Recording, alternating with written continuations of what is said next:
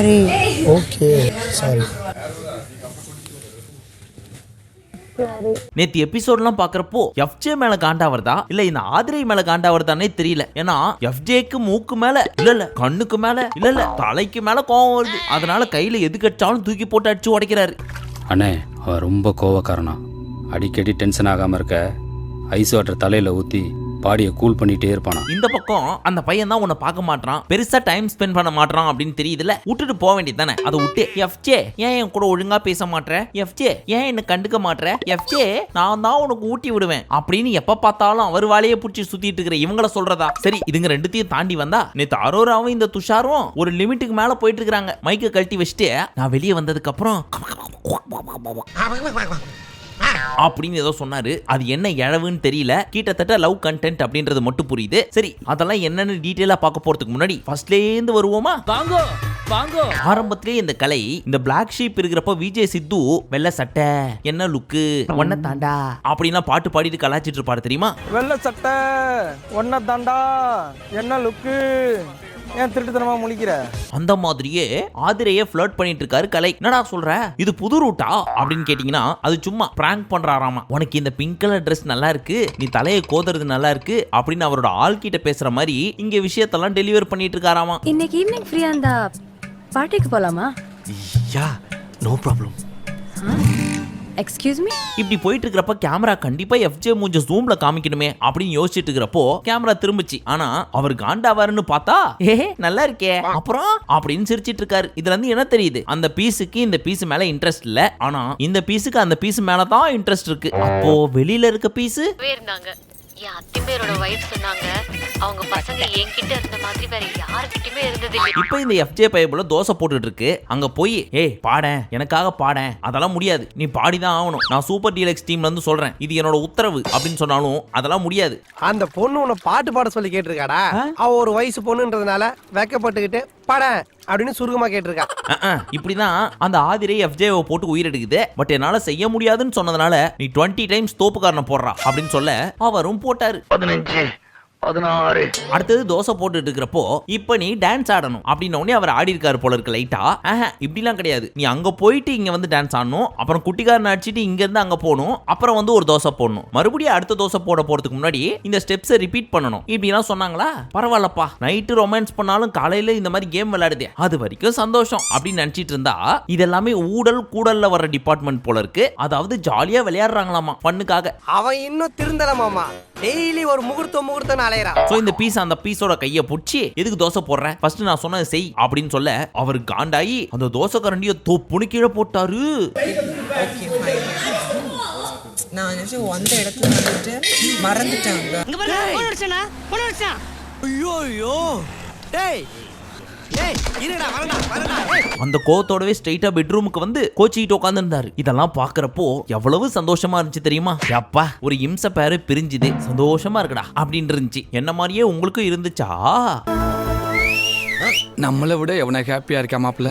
நம்ம சங்கத்து உறுப்பினரா தான்டா இருக்கும். சரி, திருந்திருச்சு போல இருக்கு, கேமா ஆட போது போல இருக்கு, அதனாலதான் இப்படி போட்டு டார்ச்சர் பண்ணிட்டு இருக்குதுன்னு சந்தோஷப்பட்டா அடுத்த நிமிஷமே பக்கத்துல வந்து உட்காந்துக்கிட்டு கோச்சிக்கிட்டியா, நான் சும்மா ஃபன்னா இருக்கும் தாண்டா பண்ணேன். என்ன ஃபன்னா பண்ண, சோறு வேணும்னு கேட்க மட்டும் தெரியுதுல, துண்ண மட்டும் தெரியுதுல, சாப்பாடுனா முதல்ல ஓடி போக தெரியுதுல அப்படின்னு கத்த. ஏய் என்ன கத்துற, நான் சூப்பர் டீலக்ஸ், நான் சொன்னா நீ செஞ்சுதான் ஆகணும் அப்படின்னு கத்திட்டு இருக்குது இந்த அம்மா. இந்த எஃப்ஜே பைபுள்ள வீட்டுல ரொம்ப சள்ளமா வளர்ந்துட்டாரு போல இருக்கு. அப்பப்போ மூட் ஸ்விங்ஸ் ஆகும் போல இருக்கு. அதனால கையில கிடைக்கிறதெல்லாம் போட்டு அடிக்கிறாரு. இதெல்லாம் சின்ன வயசுலயே தட்டி வளர்த்துருக்கணும் அப்படின்னு தானே நீங்க நினைக்கிறீங்க.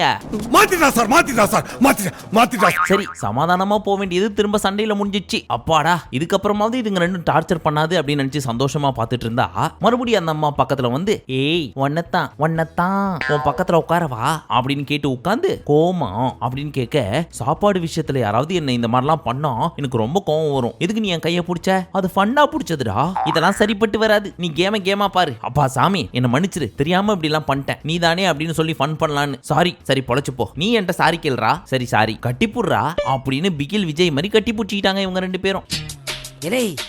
இதுக்கு கொஞ்சம் ஓவரா சமாதானம் ஆயிடுச்சுங்களோ ஆமா சார். இதுல இருந்து என்ன தெரியுது? வேதாளம் மறுபடியும் முருங்கை மரம் ஏறிடுச்சு. எப்படி இன்னைக்கு நைட் அன்சீன்ல உட்காந்து கன்வின்ஸ் பண்றன்ற பேர்ல என்னென்ன பண்ண போறாங்களோ.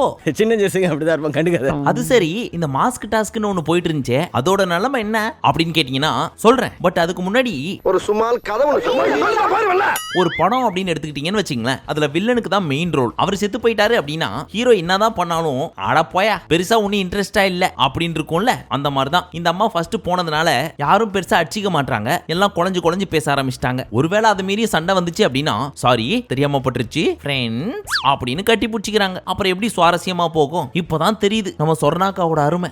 அந்த விரட்டிங்க தப்பு தாங்க, வாங்க. நாங்க தொண்டைசா சொன்னாதான் வருவோம். இது பண்பாடியா? சரி, இப்போ இந்த டாஸ்க் கண்டினியூ ஆச்சு. எவ்வளவு ஸ்பீடா ஸ்டார்ட் ஆச்சோ அவ்வளவு ஸ்பீடா டக்குன்னு முடிஞ்சு போச்சு, ஒரு சண்டையும் இல்லாம. அதன்படி வியானா, பிரவீன் மற்றும் ஆதிரை வெளியே போயிட்டாங்க. பேலன்ஸ் இருக்க இந்த 4 பேருமே பிக் பாஸ் டீம் அப்படின்றதுனால அந்த லக்ஸுரி ஃபீஸ்ட் அப்படின்னு சொல்லி பிரம்மாண்டமான சோறு இருக்கும்னு சொன்னார் தெரியுமா, அது இப்ப பிக் பாஸ் டீமுக்கு தான் அப்படின்னு சொல்லிட்டாங்க. பாவம், பல நாளா நல்ல சோறு திங்காம இருந்தாங்க, நிம்மதியா தின்ட்டு போட்டோம். பட் இதுல பரிதாபம் யாரு அப்படின்னா இந்த தர்பூசணி அவரோட தங்கச்சியும் தான். ஏன் அப்படின்னு கேக்குறீங்களா? ஆமா, நல்ல சோறு துண்ணலாம் அப்படின்னு சொல்லிட்டு தான் சூப்பர் டீலக்ஸ் பக்கம் போனாங்க. கட்சியில பார்த்தா என்னைக்கு இவங்க அங்க போனாங்களோ அடுத்த 2 நாளையே இவங்களுக்கு நல்ல சோறு கிடைக்க ஆரம்பிச்சிருச்சு. பாவம் பண்ணிட்டடா, பாவம் பண்ணிட்ட.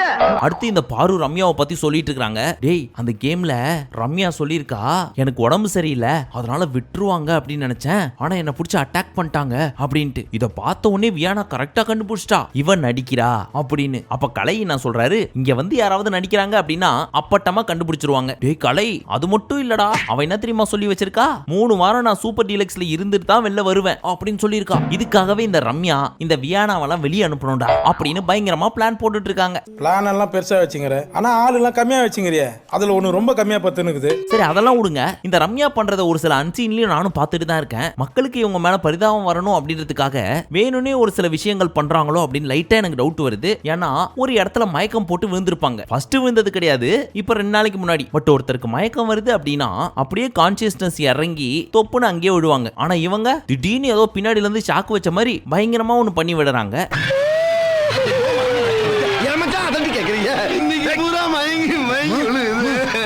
அது மட்டும் இல்லாம நேத்துமே இந்த டாஸ்க் நடக்கிறப்ப கீழே எல்லாம் விழுந்தாங்க. அண்ட் மோஸ்ட் ஆஃப் தி இடத்துல அந்த ஒரு சிம்பத்தி கிரியேட் ஆகணும் அப்படின்றதுக்காகவே பண்றாங்களோ அப்படின்ற மாதிரி எனக்கு ஃபீல் ஆச்சு. மேபி நான் தப்பா கூட இருக்கலாம், 10 நாள்லயே ஜட்ஜ் பண்ற முடியாது. பட் உங்களுக்கு என்ன ஃபீல் ஆகுது அப்படின்றத கமெண்ட் செக்ஷன்ல சொல்லுங்க. ஒரு 2-3 நாள் கழிச்சு அனலைஸ் பண்ணி ஒரு முடிவுக்கு வருவோம். தம்பி சொல்றது சரியாதானப்பா இருக்கு, 2 நாள் தானே பண்ணி பார்க்கலாமே. நாங்களும் பண்றோம்ப்பா. நெக்ஸ்ட் பேலன்ஸ் இவங்க மட்டும் தான் இருந்தாங்க. அதனால பிக் பாஸ் என்ன சொன்னாரு, இப்ப இருக்கிறவங்க எல்லாருமே பிக் பாஸ் வீடு அப்படின்றதுனால டிஃபெண்ட் பண்றதும் பிக் பாஸ் டீமா தான் இருக்கணும் அப்படின்னு சொல்லியிருந்தாரு. சோ உடனே கனி கிளாஸ் எடுக்க ஆரம்பிச்சிட்டாங்க. முன்னாடி அப்படி இருந்துச்சு, இப்ப இப்படி மாறிடுச்சு. அதனால நான் சொல்றது கேளுங்க, நான் சொல்றது கேட்டா மட்டும்தான் நம்ம எல்லாம் ஒன்னா இருக்க முடியும் அப்படின்றத டைரக்டா சொல்லாம சுத்தி வளைச்சு சொன்னாங்க. ஏன் அவன் நேரம் சொல்ல மாட்டானா? எனக்கு என்னவோ இவங்க பண்றதெல்லாம் பாக்குறப்போ லாஸ்ட் சீசன்ல முத்துக்குமரன் பண்றதையே காப்பி அடிக்கிறாங்களோ அப்படின்ற மாதிரி ஃபீல் ஆகுது. ஏன்னா ஸ்டார்டிங்ல அவர் என்ன பண்ணாரு அப்படின்னா ஒரு டாஸ்க் அப்படின்னு வச்சுட்டா டக்குன்னு உடனே கூப்பிட்டு ஒரு மீட்டிங்கை போடுவாரு. அதே மாதிரி இந்த சீசன்ல நம்ம தான் லீட் பண்ணணும் அப்படின்னு மைண்ட் ஃபிக்ஸ் பண்ணிக்கிட்டு ஏதாவது ஒன்னு சொல்லிட்டா போதும், டக்குன்னு ஆளுங்களை இவங்களை சுத்தி நிக்க வச்சிருவாங்க, லெக்சர் எடுக்க ஆரம்பிச்சிருவாங்க. நான் சமையல எதுக்கு எல்லாரையும் கூப்பிட்ட? இப்போ அந்த மாஸ்க் டாஸ்க்ல பேலன்ஸ் இருக்கிறது இவங்க 3 பேர் தான். சோ பிக் பாஸ் என்ன சொன்னாரு, உங்களுக்குள்ளேயே பேசி முடிவு பண்ணிக்கிறீங்களா இல்ல விளையாண்டு ஜெயிச்சுக்கிறீங்களா அப்படின்னு கேட்க, நாங்க விளையாண்டு ஜெயிப்போம் அப்படின்னாங்க. சரி ஜெயிச்சுங்க, ஆனா ஒரு கண்டிஷன், உங்களை டிஃபெண்ட் பண்றதுக்கு 2 பேரை நீங்க தான் சூஸ் பண்ணணும். ஒன்னு பிக் பாஸ் டீம்ல இருந்து இருக்கணும், இன்னொன்னு சூப்பர் டீலக்ஸ் டீம்ல இருந்து இருக்கணும் அப்படின்னு சொல்லியிருந்தாங்களா. ஓ நம்மள தடுக்கிற ஆளுங்களா, வரட்டும். நம்மள தடுக்கிறப்ப அவங்களுக்கு இடிச்சு அடிக்கிற அடியில மூஞ்சு முகரையெல்லாம் பஞ்சர் ஆயிடணும். என்ன அடிங்கிறத மட்டும் நீ பாக்குற அப்படின்னு முடிவு பண்ணி பாருவையும் விக்ரமையும் சூஸ் பண்ணியிருந்தாரு நம்ம சபரி. ஆனா இந்த பிக் பாஸ் பயப்புள்ள கடைசியில அப்படியே உல்டாவா திருப்பி போட்டுருச்சு. நீங்க சூஸ் பண்ற டிஃபெண்டர் உங்களுக்கு சப்போர்ட் பண்ணணும், மத்தவங்கள தான் பிடிக்கணும் அப்படின்ட்டாரு. ஐயோ இப்ப மாத்தினா நல்லா இருக்காது, பட் இட்ஸ் ஓகே இவங்களே வச்சுப்போம் அப்படின்னு இவர் ஃபிக்ஸ் பண்ணிக்கிட்டாரு. ஆனா கமருதீன் எனக்கு அப்சராவும் வினோத்தும் வேணும் அப்படின்னு பிளான் பண்ணி தூக்கிட்டாரு. ராஜதந்திரங்களை கரைத்து குடித்திருக்கிறாரா. அதே மாதிரி துஷாரும் பிரவீன் அண்ட் ரம்யாவை சூஸ் பண்ணிட்டாரு. இத கேட்ட உடனே பாருக்கு ஒரே குஷி, என்னோட மாஸ்கேடா 3 தடவை எடுத்து வச்ச, எப்படி நீ ஜெயிக்கிறன்னு பாக்குறேன்டா அப்படின்னு கேமரா முன்னாடி கத்தி கத்தி சொல்லுது இந்த அம்மா. அது மட்டும் இல்லாம கமருதீன் கிட்ட போய் டேய் என்ன ஆனாலும் அவன் மட்டும் வந்துடவே கூடாதுரா அப்படின்னு காதை கடிக்கிறாங்க. என்னனாலும் செஞ்சுக்க, பந்தயம் மட்டும் கொடுத்துறாதரா. இது அப்படியே ஓரமா ஒட்டி கேட்ட அப்சரா, டேய் பாரு இப்படிலாம் சொல்றாடா, உன்னை காலி பண்ண பிளான் பண்றாடா அப்படின்னு சொன்னாலும் இட்ஸ் ஓகே பாத்துக்கலாம் அப்படின்னு விட்டு கொடுக்குறாரு. அந்த அம்மா இந்த பீஸை அடிச்சு பெரிய ஆளாவலாம் அப்படின்னு பிளான் பண்றாங்க. ஆனா இந்த பீஸ் விட்டு கொடுக்குற மாதிரி விட்டு கொடுத்து மக்கள் மனசுல இடம் பிடிக்கிறதுக்கு பிளான் பண்றாரு. நம் ராஜதந்திரங்கள் அனைத்தும் வீணாகி விட்டதே, இன்னும் பயிற்சி வேண்டுமோ? இப்ப யாருக்கும் ஃபேன் இல்லாத நியூட்ரல் ஃபேனா இருக்க ஒருத்தர் என்ன யோசிப்பாங்க, சே இவ்வளவு கெட்ட எண்ணம் பிடிச்சவளா இவன், பாவம் அந்த பையன் இவளை நம்பி தானே சூஸ் பண்ணான், அப்ப என்ன பண்றணும், நம்மள நம்பி இருக்கான் அதுக்காக நம்ம டிஃபெண்ட் பண்ணி அவனை காப்பாத்தணும் அப்படின்னு தானே நினைச்சிருக்கணும். ஆனா இவ சீ அப்படின்னு தானே நினைப்பாங்க. இதெல்லாம் நம்ம சபரி முன்கூட்டியே பிளான் பண்ணி அந்த அம்மா என்ன பண்ணாலும் கோவப்படக்கூடாது, ஈஸியா ஸ்கோர் பண்ணும் அப்படின்னு மைண்ட்ல பிக்ஸ் பண்ணி தொலைநோக்கு பார்வையில போயிருக்கார். இப்ப சொல்லுங்க, யாரு முட்டா பீஸ் யாரு மொரட்டு பீஸ்? அது வந்து முடிவு பண்ண முடியலண்ணே. இப்ப லாஸ்ட் ரவுண்ட் ஸ்டார்ட் ஆச்சு. எடுத்த உடனே துஷார் தோப்புன்னு விழுந்துட்டாரு, கூடவே ரம்யாவும் தோப்புன்னு விழுந்துட்டாங்க. இதுல பெருசா அடிபட்டது யாருக்கு அப்படின்னு பார்த்தா துஷாருக்கு தான். மண்டையிலேயே நங்குன்னு அடிபட்டுச்சு. சோ சுத்தி எல்லாரும் தேய்ச்சி விட்டாங்க. அப்போ பிக் பாஸே என்ன கேட்டாரு, Tushar are you okay, doctor வேணுமா அப்படின்னு கேட்க, இல்ல எனக்கு வேணாம் அப்படின்ட்டாரு. இந்த பக்கம் ரம்யாக்கும் அடிபட்டுச்சு. பிக் பாஸ் ஏதாவது கேட்டாரான்னு பாத்தீங்களா? இங்கதான் நமக்கு டவுட் வருது. ஃபைனலி நம்ம கமருதீன் ஓடி போய் எல்லாரையும் தள்ளி விட்டுட்டு அவரோட மாஸ்க் எடுத்து உள்ள வச்சிட்டார். சோ அவர் ஜெயிச்சிட்டாரு. பட் சபரி வெளியே வந்ததுக்கு அப்புறம் இப்பதான்டா எனக்கு ஹாப்பியா இருக்கு, சபரி வெளியே வந்துட்டான்டா, எனக்கு எப்படி இருந்திருக்கும் இப்ப தெரியுதா அப்படின்னு கத்திட்டு இருக்காங்க. அப்படியே கொடையுதா எரியுதா, எனக்கு எப்படி இருந்திருக்கும். பட் கூடவே சுத்துற இந்த செவ்வாழை தர்பூசணி நல்லா பண்ணமா குட் அப்படின்னு அப்ரிஷியேட் பண்ணுச்சு. பட் இந்த அம்மா பண்றதெல்லாம் பாக்குறப்போ கொஞ்சம் காண்டு தான் வந்துச்சு. இருக்கும் எல்லாருக்கும் கோவம் கண்டிப்பா இருக்கும். அதுக்காக 1 hour சொல்லியே இத்தனை தடவை கேமரா முன்னாடி வந்து எனக்கு ஹாப்பியா இருந்துச்சு, எனக்கு சந்தோஷமா இருந்துச்சு, எனக்கு எவ்வளவு வலிச்சிருக்கும் இப்ப தெரியுதா அப்படின்னு ரிப்பீட் மோட்ல சொல்லிட்டு இருக்காங்க. அப்படின்னா 24/7 எத்தனை தடவை சொல்லிருக்கும் இந்த பீஸ்? 12169. நான் எண்ணிட்டேன், சந்தேகம்னா நீங்க என்னைக்கீங்க? சரி ஃபைனலி இப்ப பிக் பாஸ் டீம்ல இருந்து ஒருத்தர் ஜெயிச்சிட்டாரு. அதனால நெக்ஸ்ட் வீக் சூப்பர் டீலக்ஸ்ல இருந்து 5 பேர் நாமினேஷன் லிஸ்ட்டுக்கு வந்தே ஆகணும். அண்ட் கமருதீனுக்கு அடுத்த வாரம் நாமினேஷன்ல இருந்து விலக்கு அளிக்கப்பட்டது. இனி அரோரான் பாரு காட்டுல மழை தான். ஏன்னு கேக்குறீங்களா? சொல்லக்கூடாது. எது எப்படியோ அப்படியே ஸ்லோ பாய்சன் குடுக்குற மாதிரி கமருவை இந்த பக்கம் இழுத்துச்சு இந்த பாரு. நீ ஜெயிச்ச உடனே அங்க இருக்கிறவங்க மூஞ்செல்லாம் மாறி போச்சுரா அப்படின்னு சொல்ல அவன் கிடக்குறான். அவன் லூசு மாதிரி ஒன்னையும் விக்கலையும் சூஸ் பண்ணான். ஆனா உடனே மாத்திட்டனே எப்படி? சூப்பரா நானும் ப்ரே பண்ணிக்கிட்டே இருந்தேன் அவன் ஜெயிச்சிடக்கூடாதுன்னு சொல்லிட்டு. அதுக்கேத்த மாதிரியே அவன் ஜெயிக்கல அப்படின்னு தாங்கிட்ட இருந்த பாய்சன்ல ஒரு சொம்பு எடுத்து கமருதீன் வாய்க்குள்ளேயும் மூக்குள்ளேயும் ஊத்தி விட்டாங்க. இது வரைக்கும் லைட் விஷத்தோட சுத்திட்டு இருந்த இந்த கமரு பாம்பு இப்ப ஃபுல் விஷத்தோட சுத்திட்டு இருக்குது. கூட ஒன்னு வச்சிருக்கியே. டேய் கோடி, நீ தெரு கோடில நிப்படே. அடுத்து இந்த எஃப்ஜே பைபுள்ள காலையிலேயே லேட்டா எந்திரிச்சிச்சு. அப்போ ஒரு நாய் குலைச்சுது. அதுக்கப்புறம் இப்பயும் பார்த்தா பயங்கரமா தூங்கிட்டு இருக்குது. சோ நாய் குலைச்சுது. பட் நாய் குலைச்சா என்ன, பேய் குலைச்சா என்ன, நான் தூங்கதான் செய்வேன் அப்படின்னு நாயை கூட கண்டுக்காம திரும்பவும் தூங்குச்சா.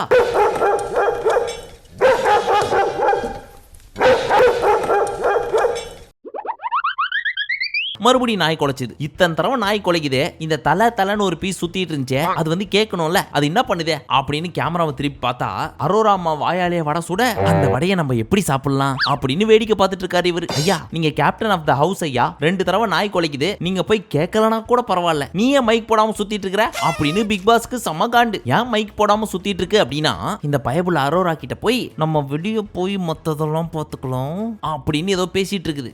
நீ இவ்வளவு வெறித்தனமா என்னை லவ் பண்ணும்போது உன்னை விட்டுட்டு நான் எங்கடா போறேன் டார்லிங்? அவங்க குடுக்குற லிப் மொமெண்ட்டை வச்சு பாக்குறப்போ லவ் கண்டென்ட் தான் போயிட்டு இருக்குது அப்படின்றது பச்சையா தெரியுது. இருந்தாலும் எதை பார்த்துக்கலாம் அப்படின்னு சொன்னாருன்றது தெளிவா தெரியல. என்னடா பர்சனல்?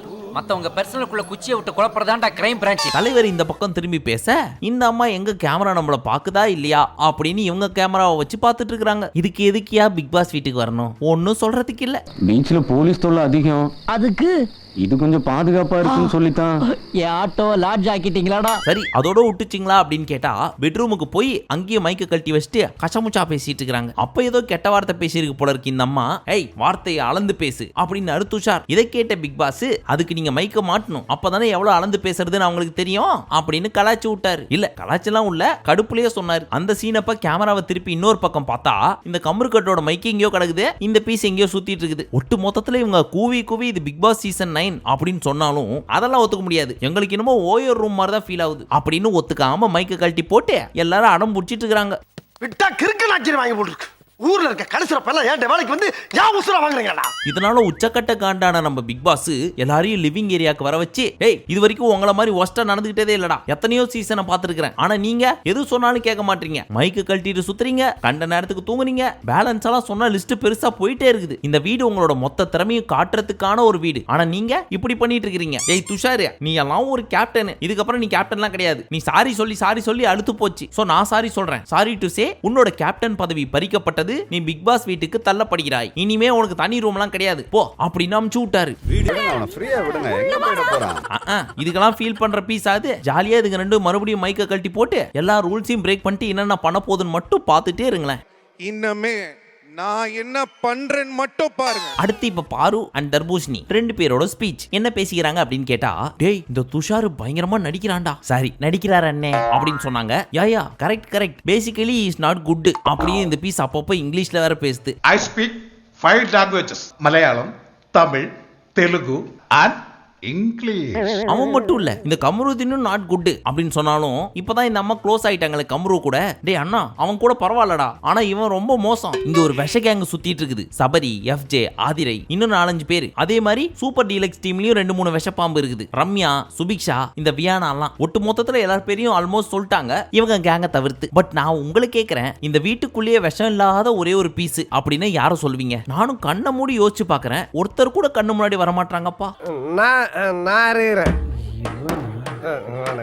இப்ப பிக் பாஸ் டீம் ஜெயிச்சதுனால அவங்களுக்கு சோறு போட போறோம்னு சொல்லியிருந்தாங்க தெரியுமா, லக்ஸூரியஸ் சோறு. அதனால அவங்க அதுக்கு ரெடி ஆயிட்டு இருக்காங்க. ஆனா இவங்க சமைச்சு தந்தா தானே சூப்பர் டீலக்ஸ்ல சாப்பிடணும். பட் இன்னும் பாத்திரம் கழுவல, சமைக்கல. அதனால சூப்பர் டீலக்ஸ் சேர்ந்த இவங்க என்ன கேட்டாங்க, பிக் பாஸ் நாங்களே சமைச்சுக்கலாமா அப்படின்னு கேட்டாங்க. அதுக்கு அவர்கிட்ட இருந்து எந்த ரிப்ளையும் வரல அப்படின்றதுனால இந்த வியானாவும் சுபிக்ஷாவும் போய் பாத்திரம் கழுவுறதுக்கு ரெடியா நின்னுட்டு இருந்தாங்க. பட் நாங்க போய் கழுவுனா ரூல் பிரேக் பண்ண மாதிரி ஆயிடுமே, சோ நீங்களே கழுவி தரீங்களா இல்ல நாங்க கழுவலாமா அப்படின்னு இழுத்துட்டு இருந்தாங்க. ஆல்மோஸ்ட் ஒரு பாத்திரமே கழுவ எடுத்துட்டாங்க. அதுக்கப்புறம் இந்த டாக் வந்ததுனால இப்ப என்ன உங்களுக்கு சமைச்சு தரணும், நாங்க பாத்திரத்தை கழுவி கொடுக்கணும், அதானே, வா நாங்களே செய்யறோம் அப்படின்ட்டு கழுவ போயிட்டாங்க. அண்ட் சமைச்சும் கொடுத்துட்டாங்க. ஆனா as per the rule இவங்க அதை பண்ண கூடாது.